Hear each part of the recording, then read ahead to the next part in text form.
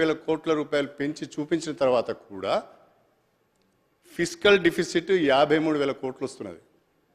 ఇది ఒక్కసారి మీ finance officials నుంచి మాట్లాడి ఈ రకంగా మనము దాదాపుగా 80,000 కోట్లు రెండు కలిపి 80,000 కోట్ల రూపాయల అడిషనల్ రెవెన్యూ అందామా లోన్స్ అందామా తెచ్చుకున్న తర్వాత కూడా 53,000 కోట్ల డిఫిసిట్ కనిపిస్తున్నది. అంటే గత సంవత్సరం ప్రభుత్వం ప్రవేశపెట్టినప్పుడు 33,000 ఫిస్కల్ డిఫిసిట్ ఉంది, 33,000 కోట్ల రూపాయల ఫిస్కల్ డిఫిసిట్ ఉంది.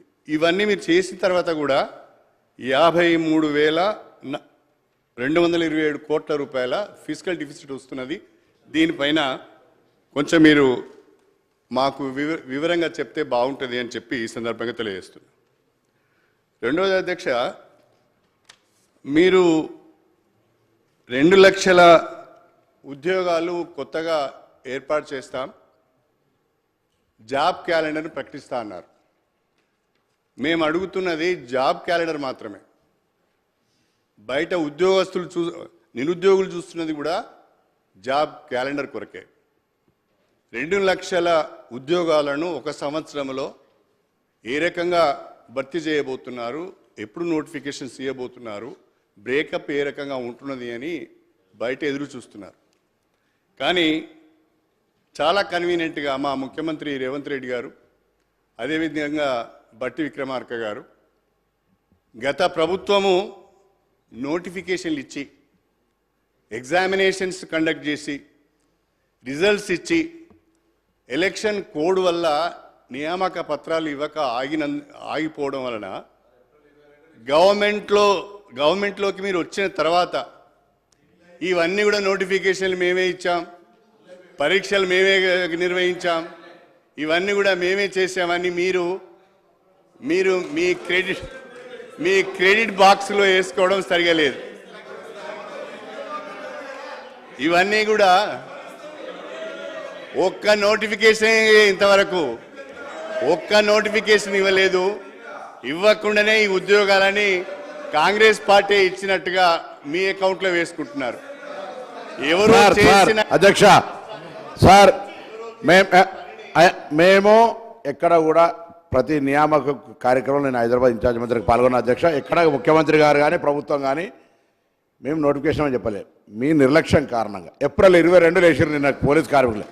వాటి వల్ల ఆగిపోయిన వాటిని మేము వెంటనే ప్రభుత్వంలో వచ్చిన 2 నెలల్లో న్యాయపరమైన చిక్కులు పరిశీలించి దానికి సంబంధించినటువంటి ఆగిపోయిన సమస్యను పరిష్కరించి ఇస్తా. మీరు ఇప్పుడు గౌరవ సభ్యులు మీరు నిన్ననే ఆ వారానికి ఇచ్చినారు సార్. మేము కూడా చెప్పినాం కొద్దిగా ఈ బెదిరించులు ఈ మాటలు ఇంకా అధికారంలో అనుకుంటే పొరపాటు, జాగ్రత్తగా మాట్లాడాల్సిన అవసరం ఉన్నది. నేనేమంటున్నా, శ్రీహరి గారు గౌరవ మాట్లాడినటువంటి భాషకు సంబంధించి వారు అన్నటువంటి మేము ఎక్కడ కూడా ప్రభుత్వంలో ఇప్పుడు మీ 2 నెలల ఎందుకు సార్, ఇప్పుడు 2 నెలలనే నోటిఫికేషన్ వేయలే. Telangana state public service commission వేసినాము. Telangana state public service commission నియమించింది ప్రభుత్వము. నోటిఫికేషన్ల ప్రక్రియ కొనసాగుతుంది. నోటిఫికేషన్ల ఉద్యోగం వేస్తూ ఓపిక పట్టండి. మీ ఉద్యోగాలు వేయని ఉద్యోగాలు వేరేటోళ్ళకి రావాలనుకుంటే ఎట్లా అధ్యక్ష? తప్పకుండా ఉద్యోగాలు ఇస్తాం. మీ ఉద్యోగాలు వేయడానికి వేరేటోళ్ళకు ఉద్యోగాలు రావాలనుకుంటే ఎట్లా అనేటువంటి మాటని ఈ సందర్భంగా జ్ఞాపకం చేస్తాం. గౌరవ మంత్రివర్యులు ప్రభాకర్ గారు ఒక మాట అయితే చాలా స్పష్టంగా ఒప్పుకున్నారు. మేము నోటిఫికేషన్ ఇవ్వలేదు, మేము ఇచ్చినామని చెప్పలేదని. నేను గౌరవ ముఖ్యమంత్రి గారు సభలో ఉన్నారు, వారిని నేను మీ ద్వారా అడిగేది ఏంటంటే, ఇవి కాకుండానే ఇప్పటి వరకు ఇచ్చిన ఉద్యోగ నియామకాలు కాకుండానే మీరు 2 లక్షల ఉద్యోగాలను భర్తీ చేయడానికి జాబ్ క్యాలెండర్ ఇవ్వాలని మాత్రమే కోరుతున్నా. అంతకు మిగిలిన నేనేమి మిమ్మల్ని విమర్శించడం లేదు, ఇంకో మాట మాట్లాడమే. దయచేసి మీ కొరకు ఎదురు చూస్తున్నారు బయట. 2 లక్షల ఉద్యోగాలకు జాబ్ క్యాలెండర్ ఇవ్వాల్సింది అని కోరుతున్నా.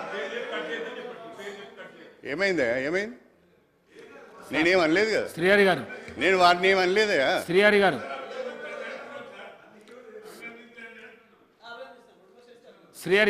ముఖ్యమంత్రి గారు ఇట్లయితే కష్టం. నేనేమో చాలా శ్రీహరి గారు సభా సాంప్రదాయాలకు కట్టుబడి మాట్లాడుతున్నాను అధ్యక్ష. అదేవిధంగా 6 గ్యారంటీలకు సంబంధించి నిన్న నేను ఒక లెక్క చెప్పాను అధ్యక్ష. స్పష్టంగా గణాంకాలతో సహా వివరించాను. బహుశా అది ఫైనాన్స్ మినిస్టర్ గారికి చేరి ఉంటుంది. నేనేమంటానంటే ఆ 6 గ్యారంటీలకు 53,196 కోట్ల రూపాయలు బడ్జెట్లో కేటాయించారు.